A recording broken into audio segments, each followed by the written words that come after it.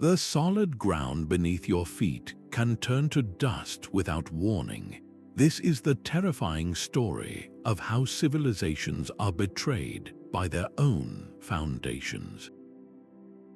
Throughout history, the very systems built to ensure survival, from agricultural methods to governing laws, have repeatedly crumbled and brought entire societies down with them. By the end of this journey, you will see the hidden cracks in our own world with startling clarity. We will uncover why the Roman aqueducts and the Mayas' water management, marvels of their age, became instruments of their collapse. We will explore how a single failed harvest or a broken alliance can trigger an unstoppable chain reaction. This investigation reveals a pattern of fragility that challenges everything we assume about progress and permanence. What foundation do you trust the most, and what would happen if it suddenly gave way? These foundational pillars operate on a deep, often unspoken, agreement. A society's people place their collective faith in the systems that provide their food, their safety, and their sense of purpose.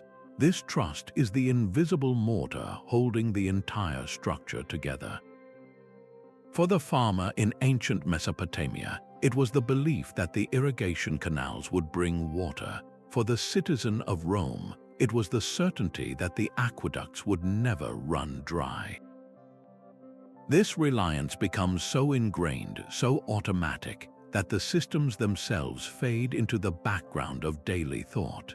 They become part of the unquestioned order of the world.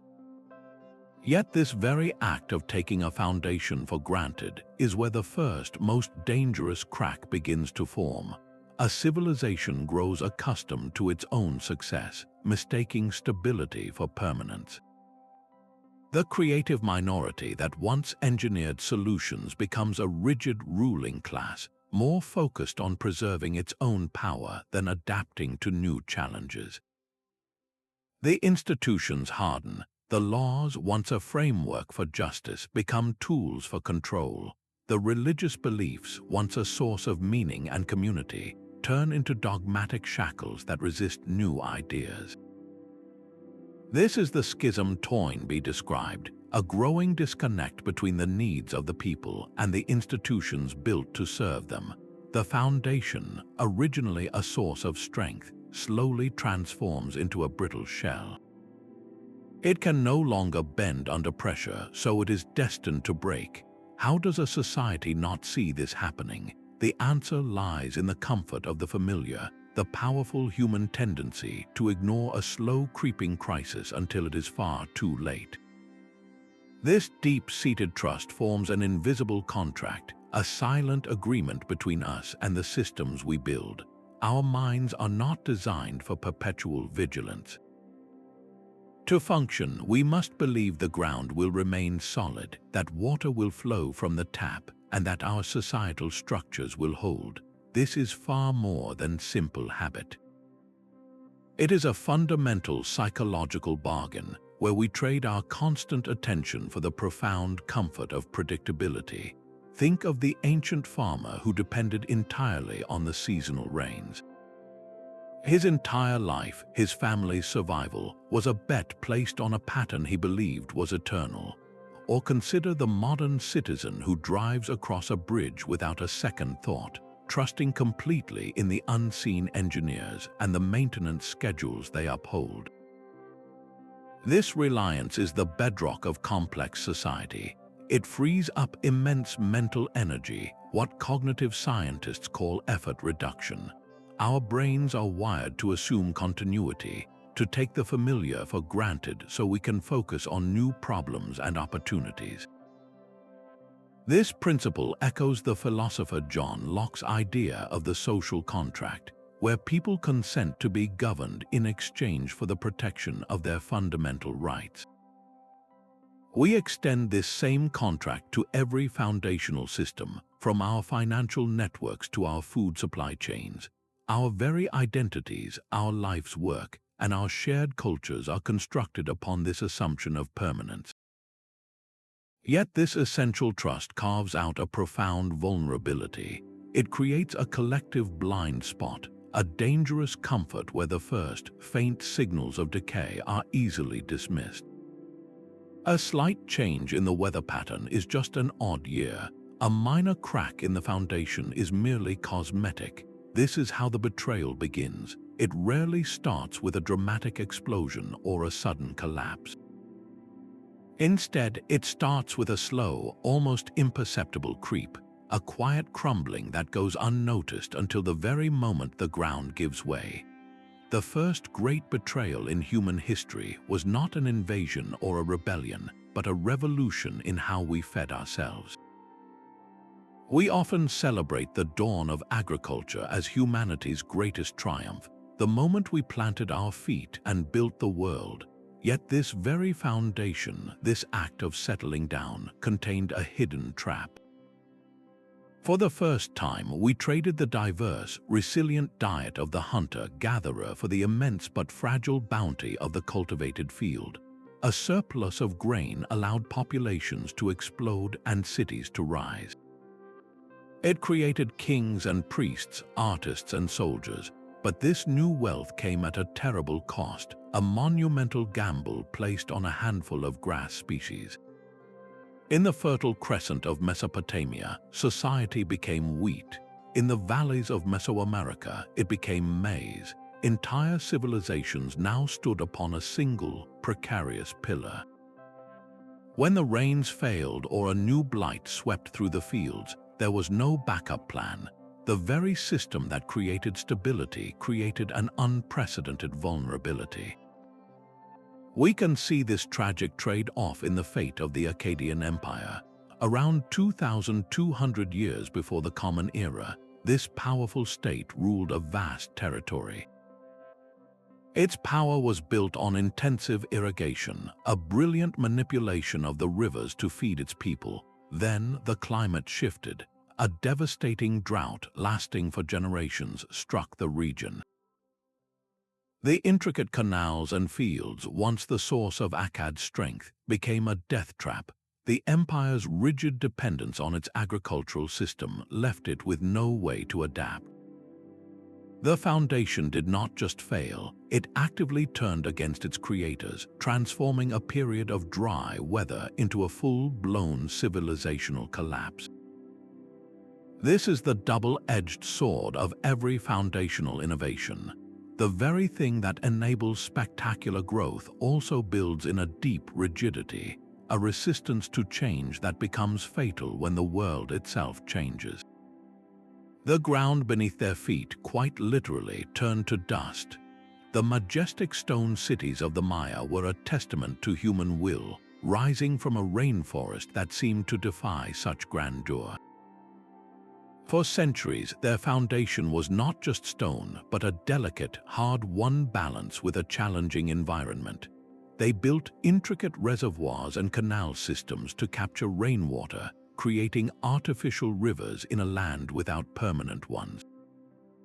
Their agricultural practices, including sophisticated terracing, fed a population of millions. This was the ultimate wager, a bet that their ingenuity could forever control a fragile ecosystem. And for a long time it worked. Then the climate shifted. A series of prolonged, punishing droughts struck the region. The very reservoirs that had sustained life now stood as haunting, empty monuments. The foundation of their civilization, the carefully managed water supply, evaporated. But the drought alone was not the sole executioner. It worked in a deadly partnership with the civilization's own growth. To create more farmland and to burn limestone for their plaster, they cleared vast tracts of forest. This deforestation accelerated soil erosion and, critically, reduced the local rainfall that the forests themselves helped to generate. Their agricultural system collapsed not from a single blow, but from a cascade of failures they had unknowingly set in motion. The land itself, once a partner, had finally revolted. A similar, and in some ways even more poignant, story unfolded a world away with the Norse settlers of Greenland. They arrived from Iceland, bringing with them a cultural blueprint for what a proper, civilized society should look like. This blueprint was built on a foundation of European farming, on raising cattle and building churches. They settled in green valleys that reminded them of home, and for generations they clung to this identity. Theirs was a foundation of culture and practice, a belief that their way was the only way to live. Meanwhile, the Inuit people thrived in the same landscape. They built a foundation on symbiosis with the Arctic environment, hunting seals and whales, using every part of the animal, and developing technologies like the kayak that were perfectly adapted to the conditions. The Norse saw this not as a viable alternative, but as a primitive existence. Their cultural rigidity, their foundational identity as European farmers, became a trap. When the Little Ice Age brought colder temperatures and shorter growing seasons, their farms failed, their cattle starved, the foundation of their society, so carefully transported across the ocean, crumbled because it could not adapt. They starved surrounded by a sea full of food they considered beneath them. In both cases, the environment was not a passive backdrop. It was an active participant in the drama. The foundational assumption in each civilization was a form of stability, a belief that their relationship with the natural world was fixed. The Maya assumed their control over water would hold. The Norse assumed their farming methods would always work. When that assumption shattered, the social structures built upon it collapsed into ruin. This reveals a profound truth about any foundation. It is not just the stone and mortar we lay down, but the dynamic, living relationship we forge with the world around us. A foundation built on domination is a ticking clock. But what happens when the foundation is not of stone or soil, but of ideas, when the very concepts that bind a society together begin to rot from within? When the foundations are not just stone and soil, but a web of relationships, the collapse can be contagious. Around 1200 years before the Common Era, the brilliant and powerful empires of the Eastern Mediterranean world, from the Hittites in Anatolia to the Mycenaeans in Greece, fell into ruin almost simultaneously. This was not the slow decay of a single society, but a swift, systemic unraveling that toppled an entire international order. Their strength had been their interconnection, a sophisticated network of trade and diplomacy that moved goods, ideas, and wealth across the sea. Their primary foundation was bronze, the alloy that made their weapons, their tools, and their power. But bronze requires two metals, copper and tin, and these were rarely found in the same place. Copper was abundant, but the tin needed to harden it often traveled thousands of miles from distant, specialized mines. This created a foundation built on long, delicate supply chains. A drought in one region could cause a harvest failure, leading to famine and internal rebellion. That rebellion could disrupt the overland trade of a crucial commodity like tin. Without tin, a kingdom could not produce new weapons, leaving it vulnerable to external attacks from mysterious groups like the Sea Peoples. The fall of one trading partner would then sever a critical link for another, creating a domino effect of failure. The very system that had distributed risk and created immense wealth became a perfect conduit for transmitting disaster. Their interdependence, their greatest achievement, became a fatal flaw. It was a lesson in the fragility of a connected world, a warning that an economic foundation can be a mirage of security, masking a network of invisible, catastrophic vulnerabilities.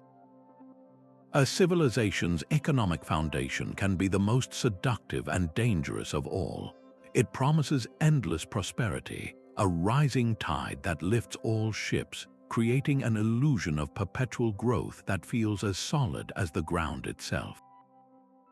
The Roman Empire constructed one of history's most formidable examples. Its colossal military, its sprawling road networks, and the very grain that fed its million citizens were all funded by a single, brutal engine: conquest. New territories meant new slaves, new precious metals, and new lands to tax.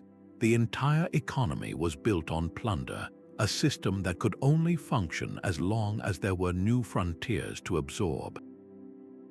But the world is finite. When Roman legions reached the edges of the known world, from the misty forests of Germania to the deserts of Persia, the expansion ground to a halt. The engine of growth simply stopped, yet the empire's immense bureaucracy and military machine still demanded colossal funding. With no new wealth flowing in, the state began a desperate, self-destructive strategy. It debased the currency, cutting the silver content in coins while insisting they held the same value. This was the ancient equivalent of printing endless money, leading to runaway hyperinflation. A measure of wheat that cost a handful of coins one year might cost a wheelbarrow full a generation later. The trust in the monetary system, the very grease that allowed trade and commerce to function, evaporated. The foundation of perpetual growth had betrayed them completely, revealing that their entire civilization was built on an economic model that was fundamentally, catastrophically unsustainable. This pattern is not confined to the ancient world. It is a recurring flaw in the human story. The roaring 1920s were built on a similar, though less violent, illusion. The belief was that stock prices could only go up forever. This collective faith fueled a speculative frenzy where people bought shares not for the value of the companies, but simply to sell them to the next person at a higher price. The foundation was pure speculation, a reality distortion field where normal rules of economics were suspended. When confidence wavered in October of 1929, the entire structure imploded. The same psychological forces were at work 8 decades later. The housing bubble of the 2000s was founded on the belief that home values would rise indefinitely. Complex financial instruments bundled risky mortgages and sold them as safe investments, normalizing unsustainable debt. For a time, it worked, creating an illusion of wealth. But a foundation of debt and speculation is no foundation at all. It is a house of cards waiting for a single gust of wind. In each case, from Imperial Rome to the modern financial world, the economic system creates a collective blindness. Unsustainable practices are not just accepted, they are celebrated as genius until the very moment the clock strikes midnight and the illusion shatters. What is truly chilling is how these fragile economic structures are often propped up by political systems that appear unshakable, right up until the day they too are swept away by the tide. The Roman Republic's constitution was a masterpiece of political engineering, a complex web of checks and balances built to prevent the concentration of power that had doomed earlier kingdoms. Its foundation was not just a set of laws, but a profound belief in civic virtue and shared governance. For centuries, this system propelled Rome from a small city-state to the master of the Mediterranean. Yet the very institutions designed to ensure its longevity were the ones that ultimately betrayed it. The rot began not with an external enemy, but from within the heart of its political culture. As immense wealth poured in from conquests, it flowed not to the common citizen but into the coffers of a new class of ultra-rich elites. The old ideal of serving the Republic was replaced by a ruthless competition for personal prestige and power. Ambitious politicians began to bypass the Senate, using popular assemblies and their personal fortunes to buy the support of the masses. The foundational principle of shared governance was hollowed out, becoming a hollow ritual performed by a shrinking circle of the powerful. The military, once a citizen militia loyal to the state, transformed into a professional army whose primary allegiance was to the general who paid them, not the distant Senate in Rome. A soldier's loyalty and his pension depended on the success of his commander. Men like Marius, Sulla, and Pompey, the legions, the ultimate guarantors of the Republic's security, became the private instruments of political warlords.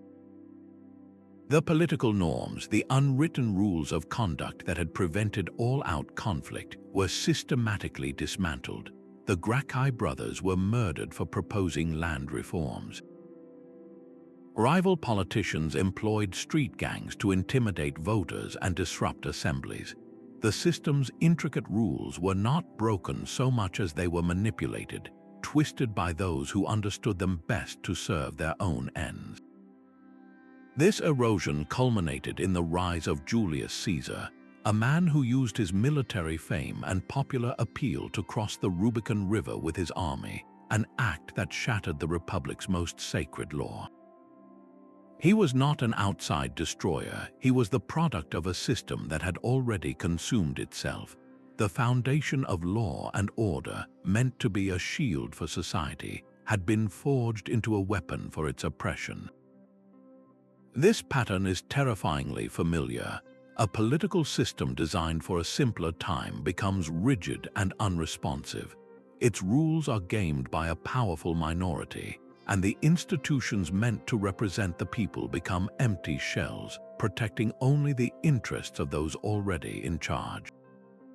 When the political foundation betrays the public trust, the social fabric woven upon it begins to tear at the seams. A society can possess vast wealth and powerful armies, yet still crumble from within. The Byzantine Empire, at the height of its power in Constantinople, presented an image of invincibility, but beneath the glittering mosaics and within the roar of the hippodrome, a deep fissure was splitting its social foundation. The entire city was divided in its allegiance to two chariot racing teams, the Blues and the Greens. What began as sporting rivalry spiraled into something far more dangerous: theological schism and political rebellion. These factions evolved into armed urban militias, turning city streets into battlegrounds. The Nika riots of 532 were not a simple protest. They were a week of fire and slaughter that nearly toppled the Emperor Justinian himself. The state's resources and attention were constantly diverted to managing this internal civil war, a self-inflicted wound that bled the empire dry. This was a betrayal of the social fabric, the shared identity that should have united citizens against common threats. Instead of a collective us, the foundation became a toxic us versus them. When a crisis like a plague or an invasion finally arrived, the society was already paralyzed, its people too divided to mount a unified response. This pattern of social decay is a recurring signature in the final chapters of fallen civilizations. Historians tracing the decline of Rome point to the grotesque wealth disparity, where the senatorial class lived in unimaginable luxury while the common citizen faced rising prices and stagnant wages. Social mobility froze. The pathways to a better life that once renewed the society's energy simply vanished. Public spirit, the willingness to sacrifice for the common good, curdled into cynicism and self-interest.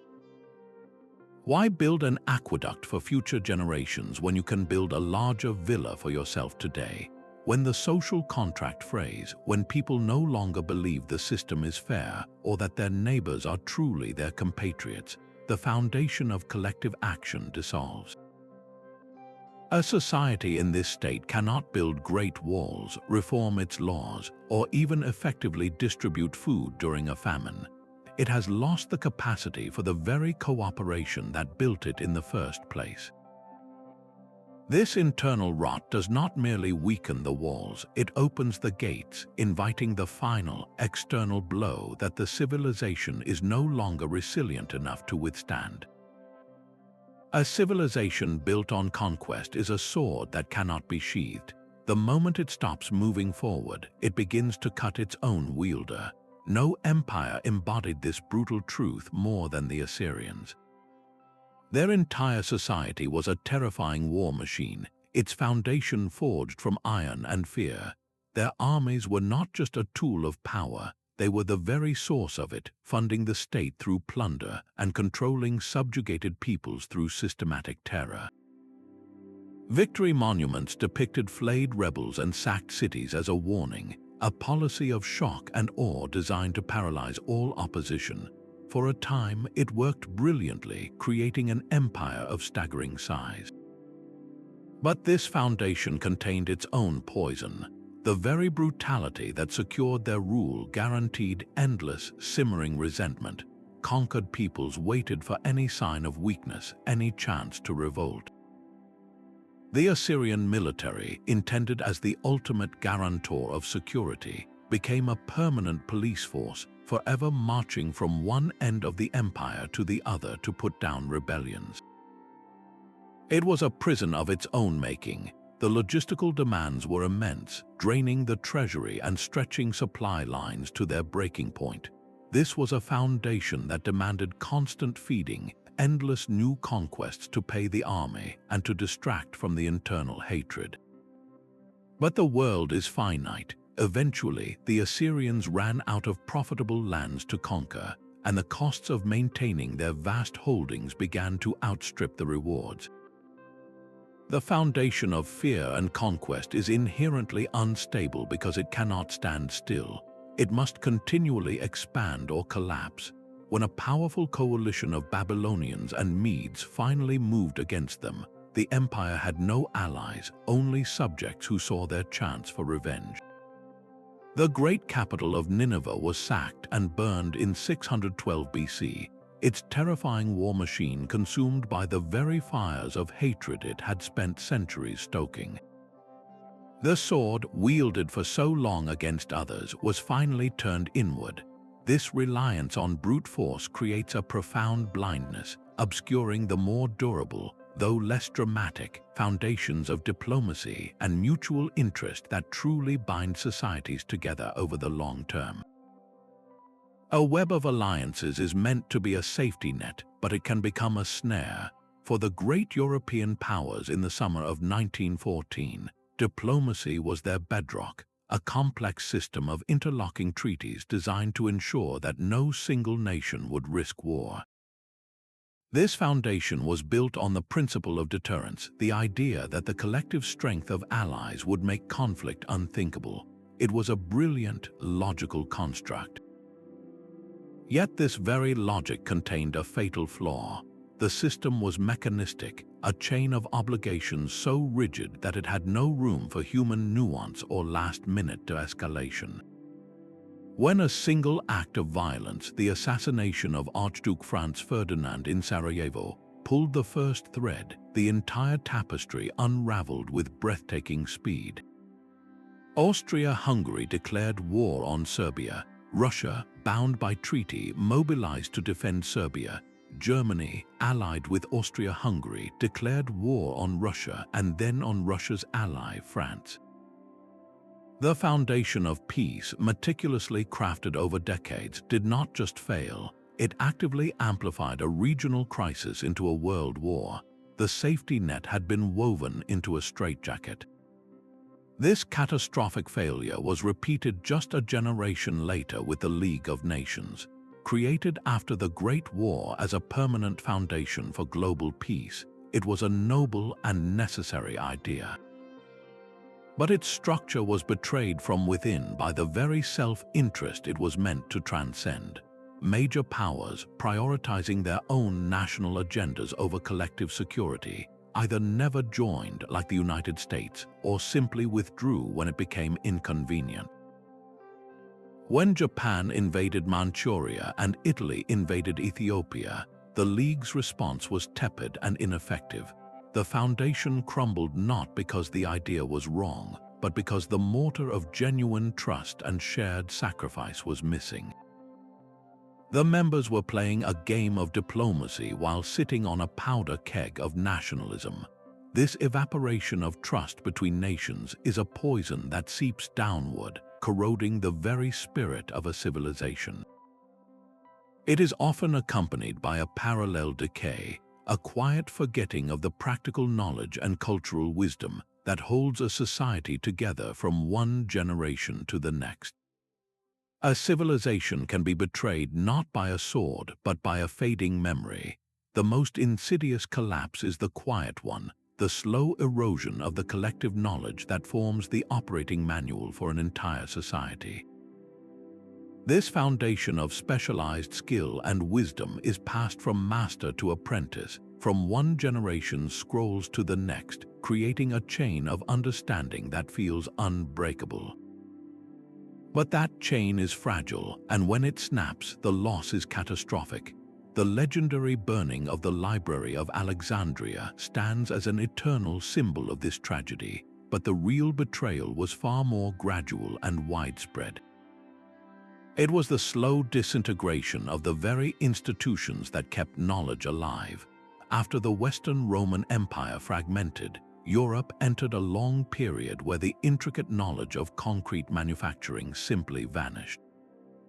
The Romans had perfected a recipe that created structures so durable they still stand today, yet for centuries no one in Europe could replicate it.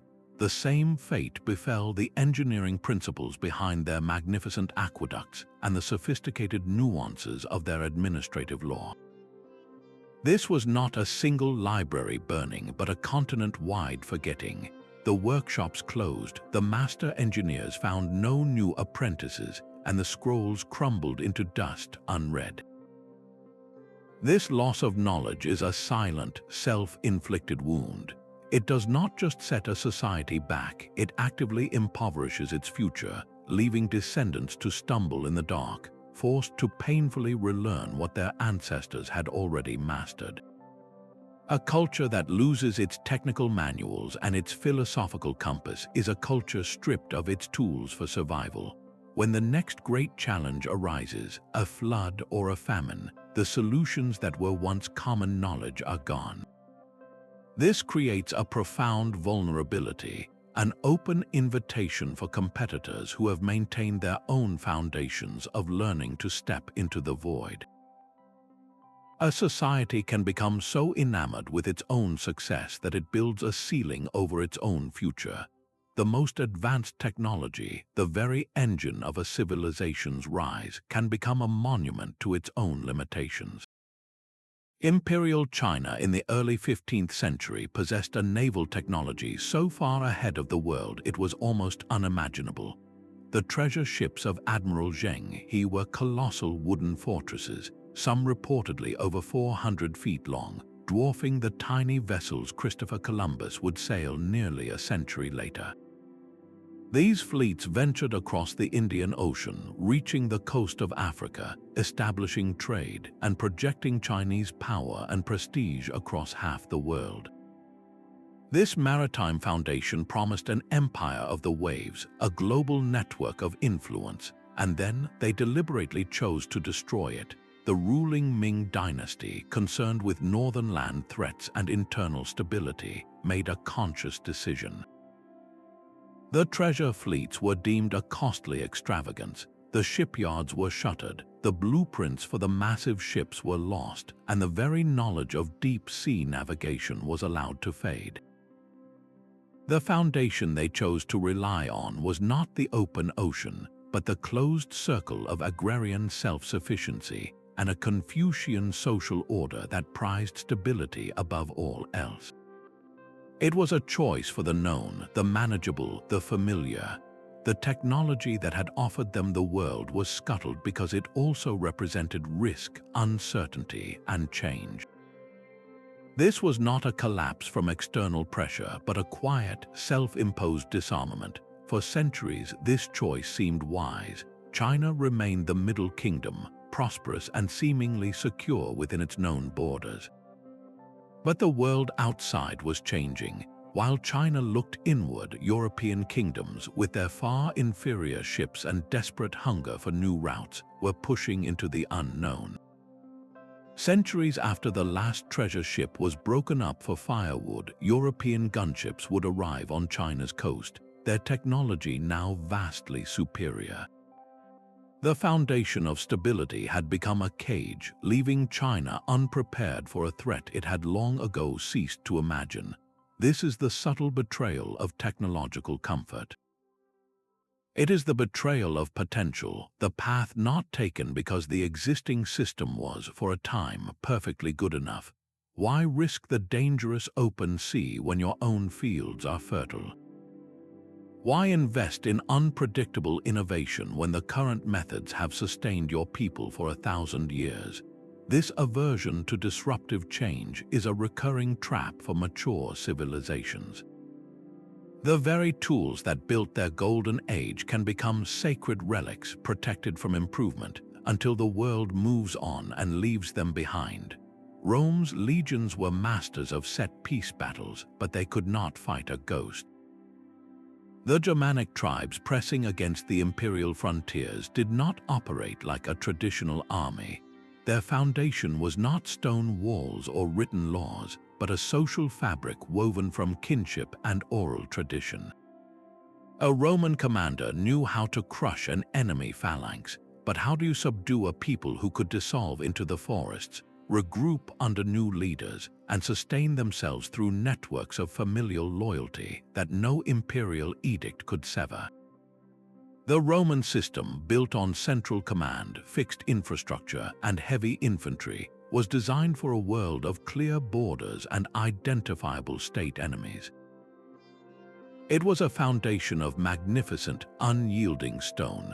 The tribal model was a foundation of flowing water, shifting and reforming around any obstacle.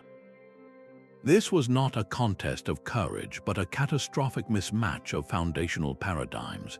The rigid, expensive legions, dependent on supply chains and fortified lines, were drained by a war of endless, fleeting skirmishes. The very strength of the Roman system, its order and permanence, became its greatest liability in the face of a fluid, adaptive threat. A similar, even more brutal, collision of foundations occurred when the Spanish conquistadors landed in Mexico. The Aztec Empire was a highly complex and powerful civilization, but its foundation was built on a specific, ritualized form of warfare aimed at capturing prisoners for religious sacrifice, not on annihilating the enemy. Their political structure was one of dominance over rival city-states, who chafed under Aztec rule and saw the strange new arrivals as potential liberators. Hernán Cortés and his men operated on a completely different foundational model, one of total war, technological shock in the form of steel, guns, and horses, and a ruthless exploitation of political divisions. The most devastating weapon, however, was one they did not even know they carried: disease. Smallpox and other European illnesses ravaged the native population, which had no immunological defense. This biological catastrophe was not a strategic choice, but a foundational element of the old world's ecosystem that collided with the new. The Aztecs' sophisticated social and religious foundation was utterly unprepared for this multifaceted assault. Their world quite literally sickened and collapsed around them. In both cases, the established civilization was not defeated by a superior morality or even a stronger army in the conventional sense.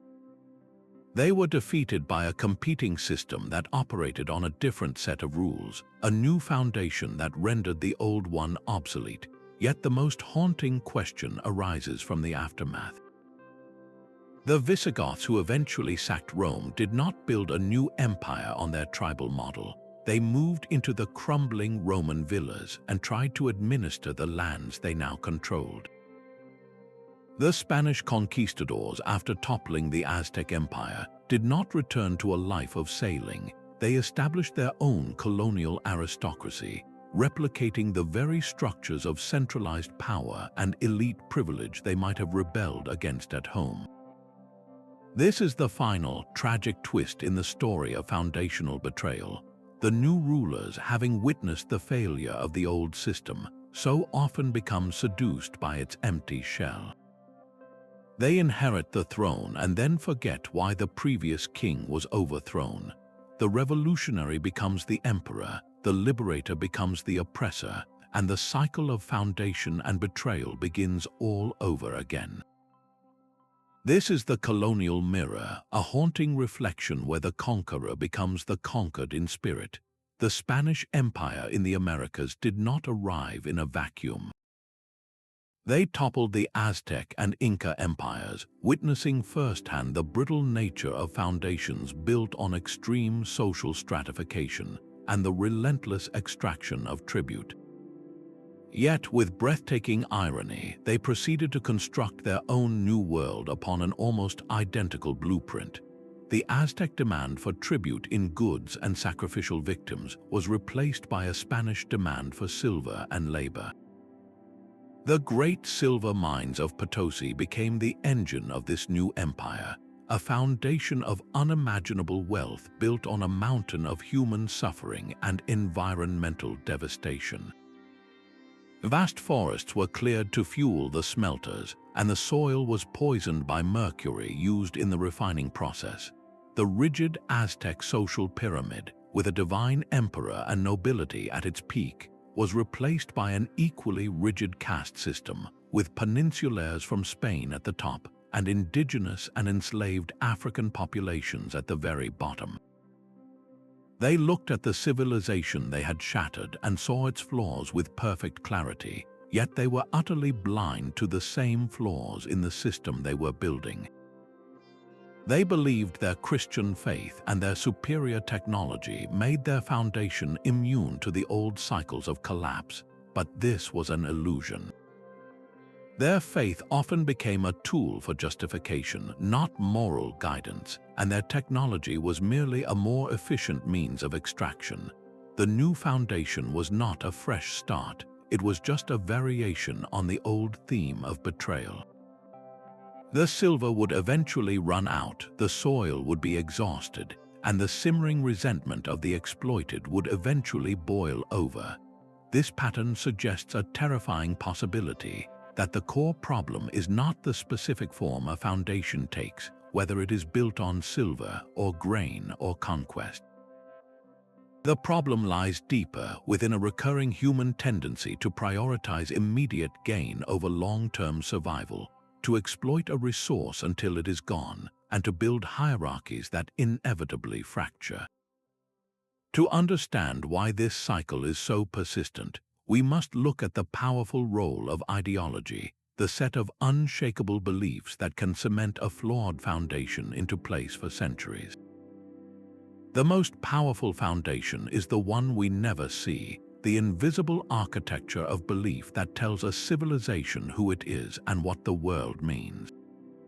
This ideological bedrock can be a source of incredible resilience, binding people together with shared purpose. But when that bedrock hardens into dogma, it becomes a prison for the mind, locking a society into patterns of thought that guarantee its own obsolescence. The Ming Dynasty in China presents a heartbreaking case study. Their identity was built upon a profound sinocentric worldview, the belief that China was the sole civilized center of the universe, surrounded by barbarians who had nothing to offer but tribute. This ideology was paired with a deep reverence for traditional agrarian values, where the scholar official who managed the land was the pinnacle of society, and the merchant who sailed the seas was a distrusted figure of lesser status. This belief system had served them well for centuries, creating a stable, inward-looking empire, but then the world at their doorstep began to change. Waves of Japanese and Chinese pirates ravaged the coastlines, a problem demanding a powerful, modernized navy. Yet the imperial court, steeped in its land-based ideology, saw these raids as a nuisance, not an existential threat. They responded with half measures and inland retreats, their worldview preventing them from seeing the ocean as a frontier to be mastered. Simultaneously, their economy was being rocked by a massive influx of silver from the Spanish through the Philippines.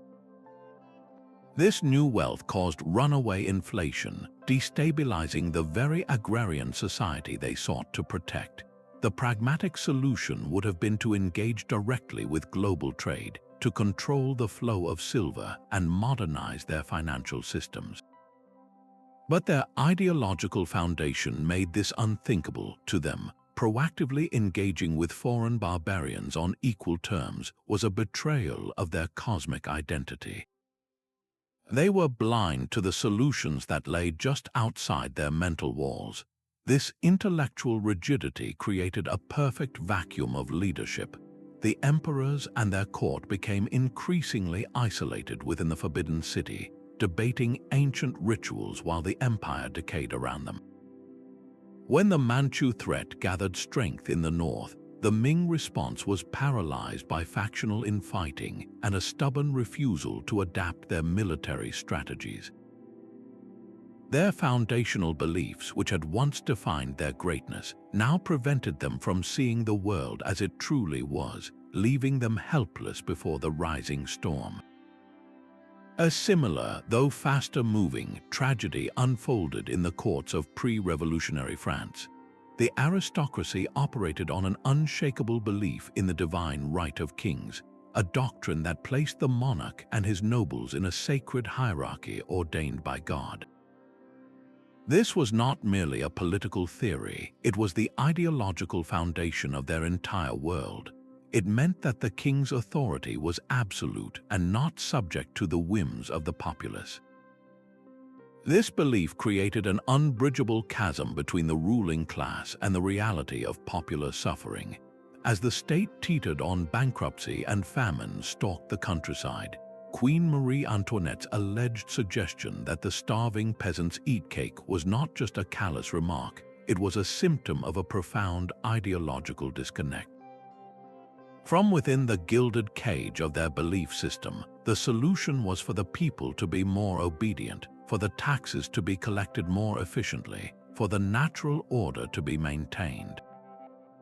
The idea that this natural order was itself the problem was literally unthinkable. Their ideological foundation, meant to provide divine legitimacy and social order, betrayed them completely.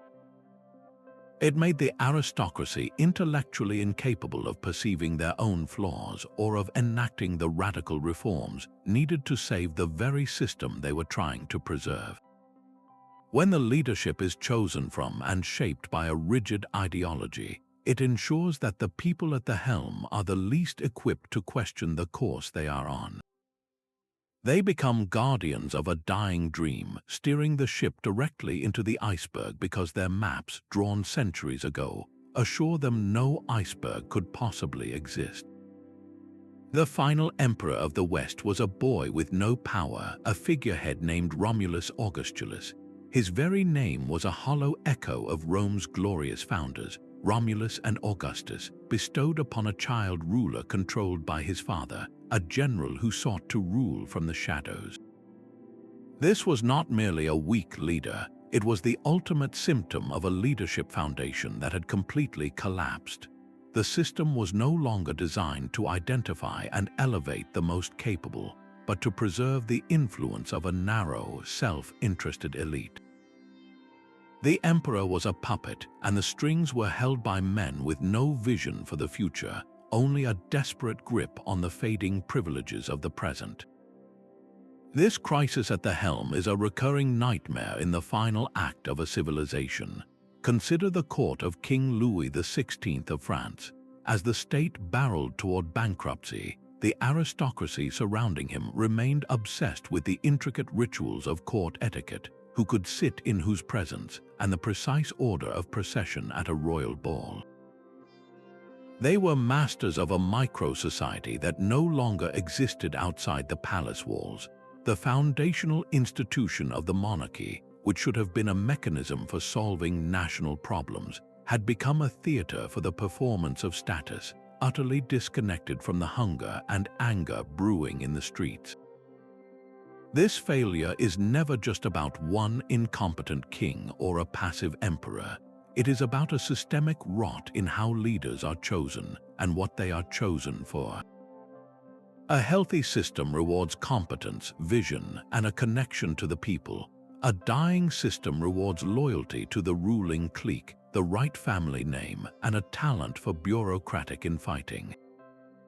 The pool of potential leaders shrinks to a tiny, incestuous puddle. The bold, the innovative, the truly wise are sidelined or exiled, leaving only the most pliable and myopic to steer the ship.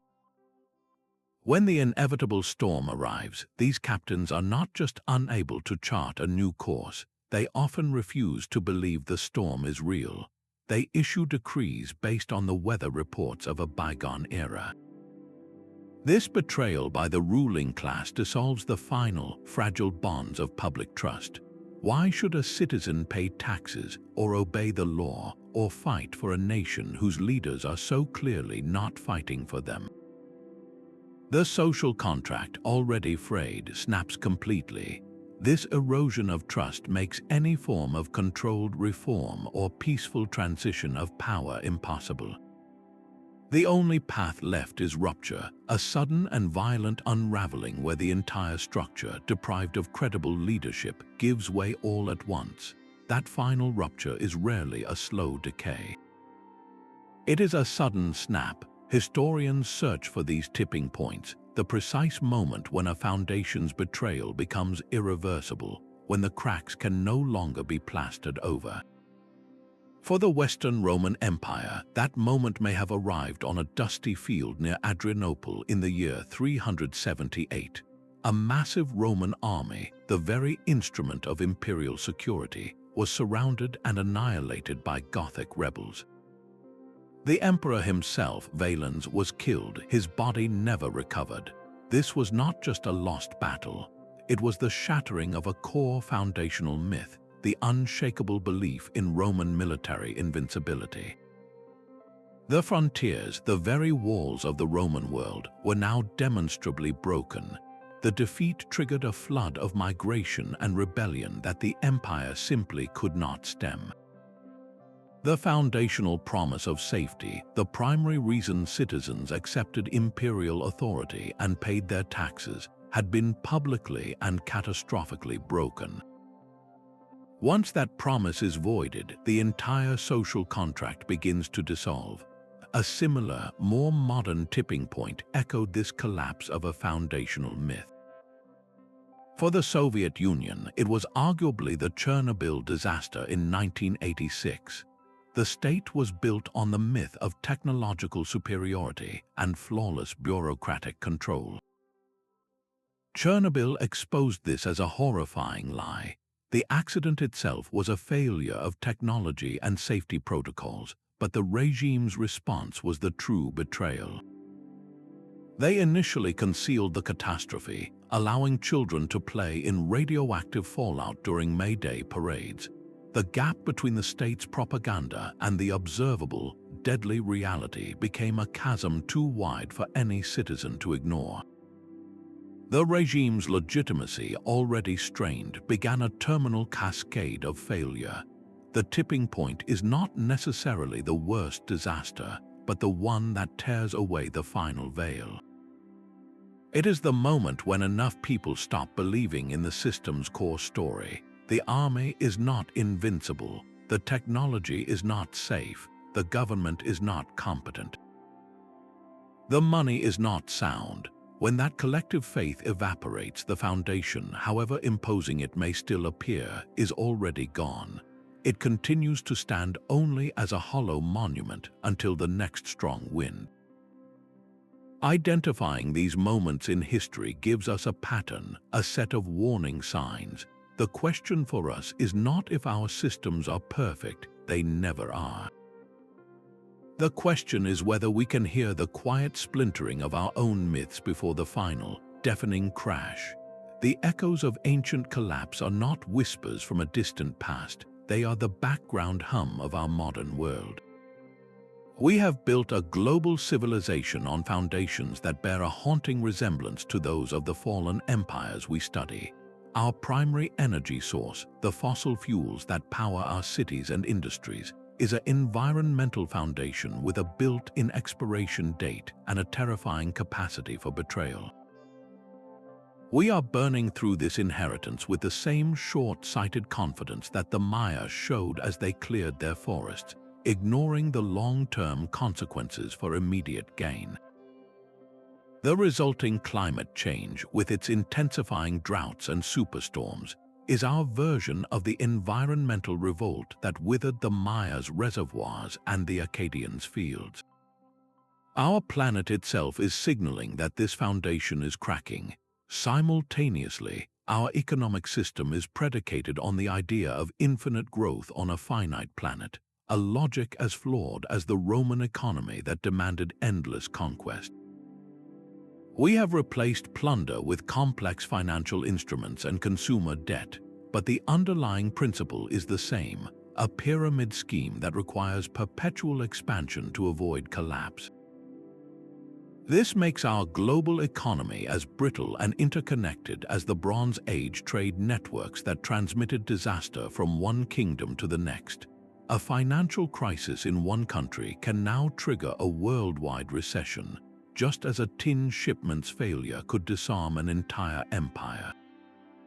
Perhaps the most chilling parallel is the erosion of our social and political fabric. The deep polarization and corrosive distrust in our institutions mirror the final days of the Roman Republic, where political norms were shredded and civic virtue was replaced by tribal allegiance.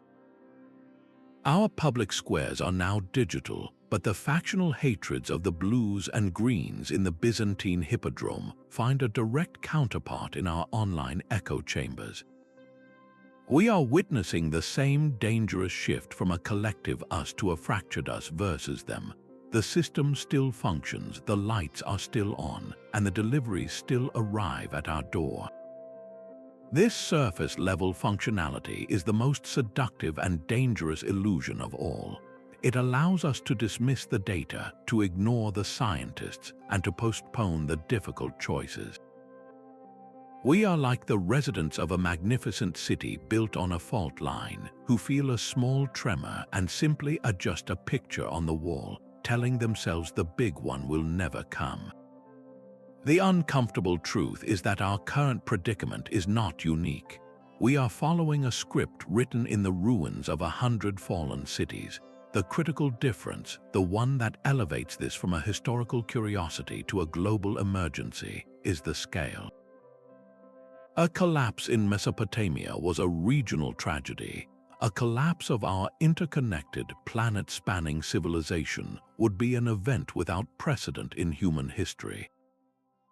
The stakes are not just the fall of an empire, but the future of our species.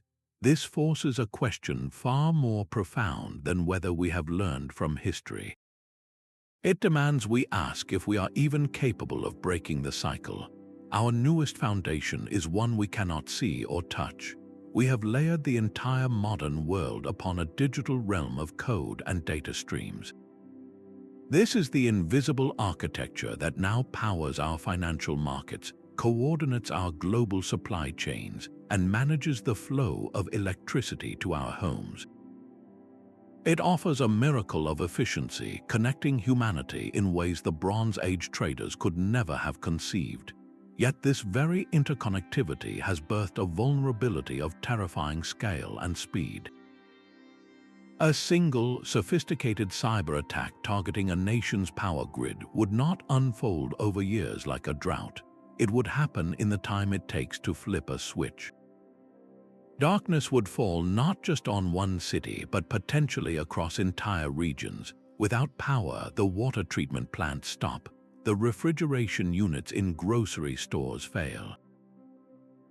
Digital payments become impossible, freezing commerce solid. Communication networks, our digital lifelines, would go silent.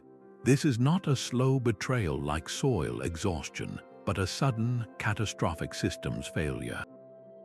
The collapse of the Bronze Age trade networks played out over decades, a slow-motion unraveling of economic ties. A digital collapse would be a heart attack for global civilization, striking in minutes and spreading in hours. Our reliance on this system is absolute, yet its security is a perpetual, high-stakes battle fought in shadowy server rooms by an unseen class of digital defenders. We place our faith in this foundation every time we tap a payment terminal or rely on a GPS navigation system, often without a second thought. We are betting our entire way of life on the integrity of code that is under constant assault. This digital foundation is the ultimate double-edged sword, a tool of immense empowerment that could, in a flash, become the instrument of our collective paralysis. And unlike the Maya or the Romans, we have no historical precedent to guide us through its failure. We are navigating this new frontier of risk-blind, building our future on a foundation that is simultaneously our greatest achievement and our most profound existential gamble. The grand ballrooms of Versailles were filled with a certainty so profound it felt like a law of nature.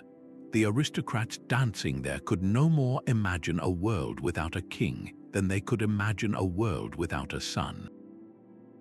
This is the illusion of permanence, the deep-seated conviction that the world as we know it is the world as it must always be.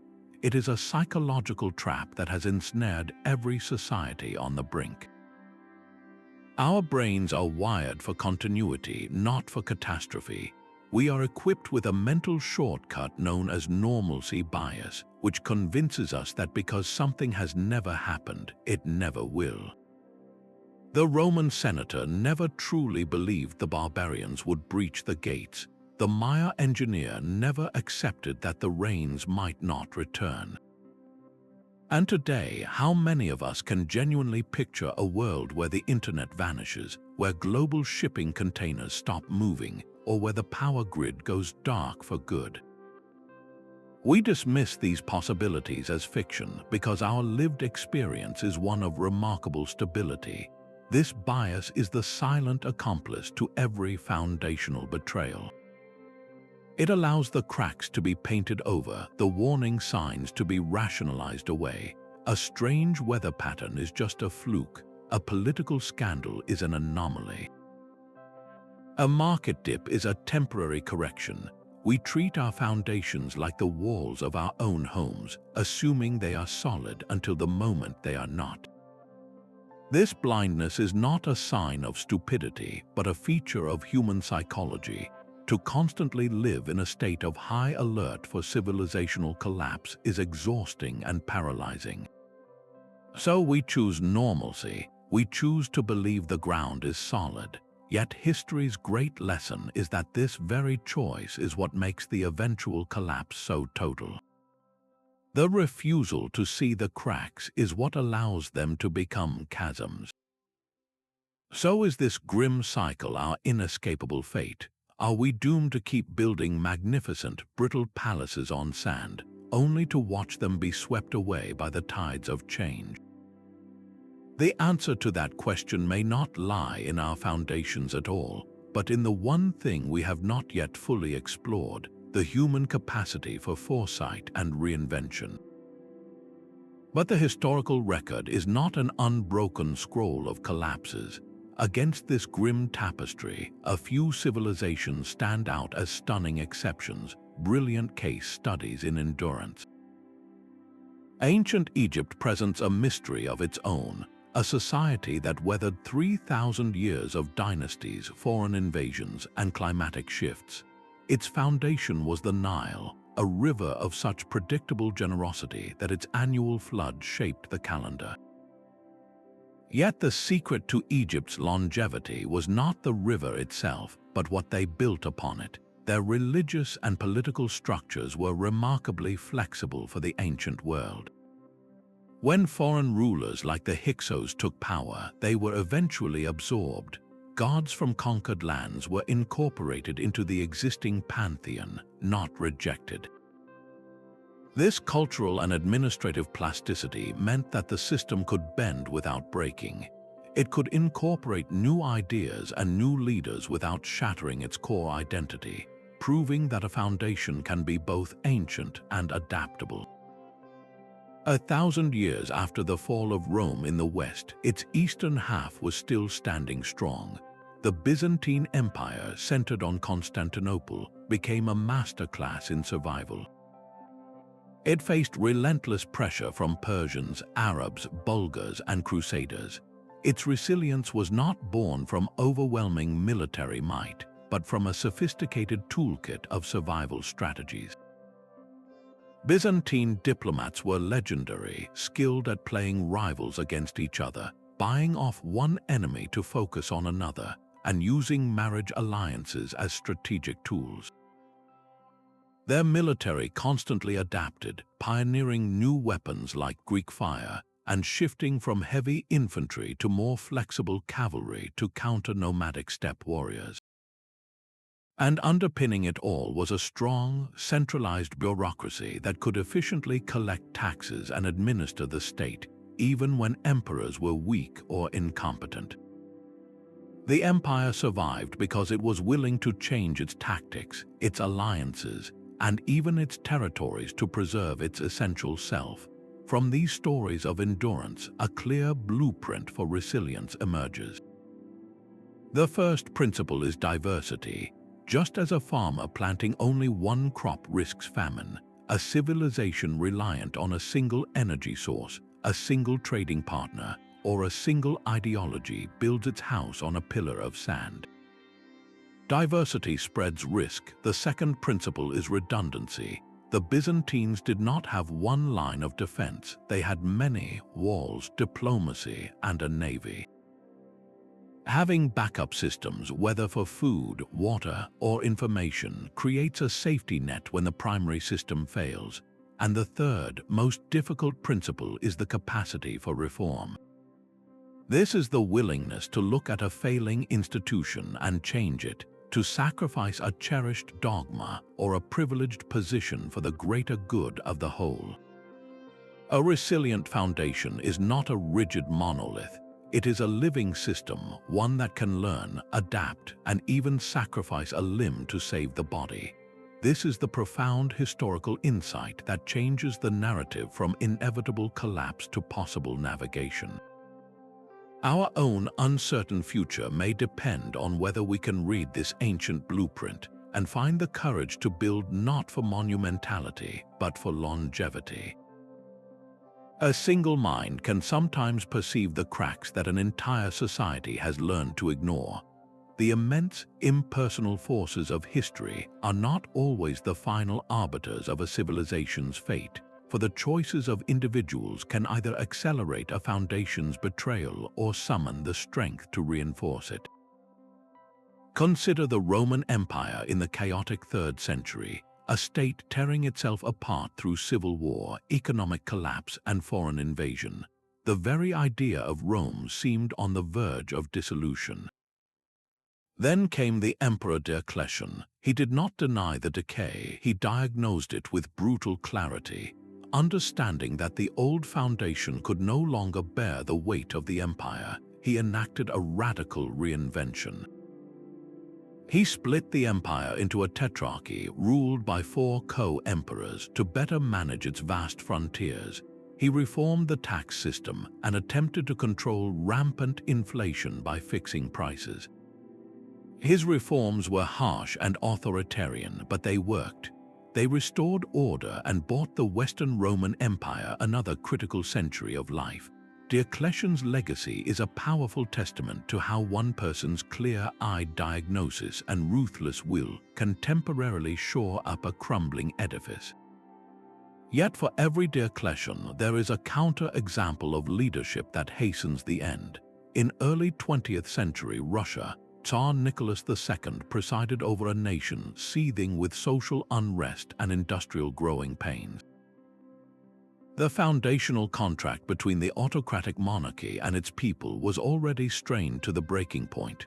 Yet the Tsar, isolated and ideologically rigid, consistently failed to enact meaningful reforms. He dismissed the elected Duma, ignored the pleas of his most capable ministers, and remained tragically out of touch with the suffering of his subjects. His weakness and indecision did not create the systemic forces pushing toward revolution, but they amplified them at every turn. He was not an evil ruler, but a profoundly inadequate one, whose inability to adapt turned a manageable crisis into a catastrophic one. These contrasting stories reveal a crucial truth. Systemic forces create the conditions for collapse, but human agency determines the timing and the final trigger. A visionary leader, a brilliant innovator, or a determined social movement can intervene in this process. They can sound the alarm about a foundational weakness, whether it is a failing monetary system or a corrupt political institution. They can mobilize the collective will for painful but necessary change, convincing people to sacrifice short-term comfort for long-term survival. This is always a race against time and the immense weight of inertia, against the powerful human desire to believe that everything is fine. The individual's role is to shatter that illusion before it becomes a tomb. The great historian Will Durant saw the pattern with stark clarity. A great civilization is not conquered from without until it has destroyed itself from within. We have walked through the ruins of empires and traced the invisible cracks in their foundations, from the wheat fields of Akkad to the digital networks of our own time. The systems we build to ensure our survival, our prosperity, and our identity, from agriculture to ideology, carry within them the very seeds of their own potential undoing. This is not a reason for despair, but a call for a new kind of awareness. The lesson of history is not to live in a state of perpetual fear, waiting for the ground to give way. It is to cultivate a profound understanding of the contingent nature of our world, to recognize that what feels permanent is often deeply fragile. Our task, then, is to build with resilience, flexibility, and a deep-seated humility. We must design foundations that can bend without breaking, systems with built-in redundancies and the capacity for self-correction. We must listen for the quiet splintering of our own myths and have the courage to reinforce the structures before the cracks become chasms. This journey through historical mystery is more than an academic exercise. It is a mirror held up to our own society, a plea for thoughtful stewardship and vigilant guardianship of the world we are building for the future. If this exploration has shifted your perspective on the ground beneath your feet, we would be grateful if you shared your thoughts in the comments. For more deep dives into the hidden forces that shape our world, please subscribe. Thank you for watching.